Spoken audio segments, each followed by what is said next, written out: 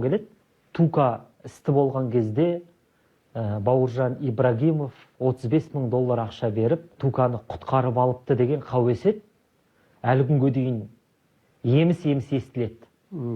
Сондай қамқорлық жасаған кезіңіз болды ма? Жоқ, мен енді оны действительно қамқорлық жасадым. Ол төбеде Құдай тұр ғой енді.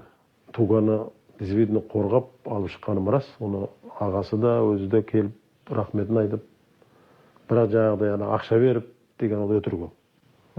Просто мен ана қызды 3 күн ұстап отырдым. 3 күн.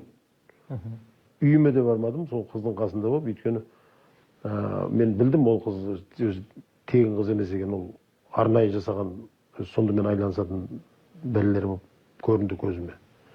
Ол енді өтірік болмасын, ағасы неден Шымкенттен барып ақша алып келді, ол мен ақша емес, өздерінің ақшасы. Қанша ақша алып келді?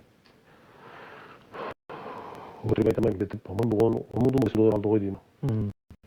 Ол ана қыздар сондаймен айланысатын бір дәлелдер бар.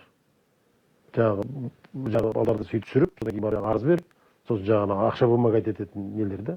Оған барып біздің туға түсіп қалған ғой енді. Шымкенттен келген съемкаға, сол күні түнде неге гостиницаға бір квартираға орналасқан кезде сондай жағдайға душар болған. Ол енді любой азаматтың басында болатын іс қой.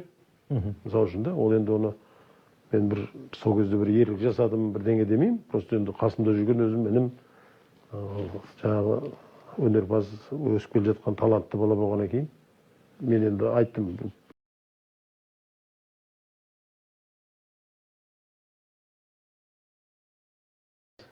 Сөздері әртүрлі болды. Бірінші күні былай деп айтады, бір сағаттан кейін былай деп айтады. Әпкеме барып келуім керек дейді. Мен оны кетсе айырылып қалатынын білдім.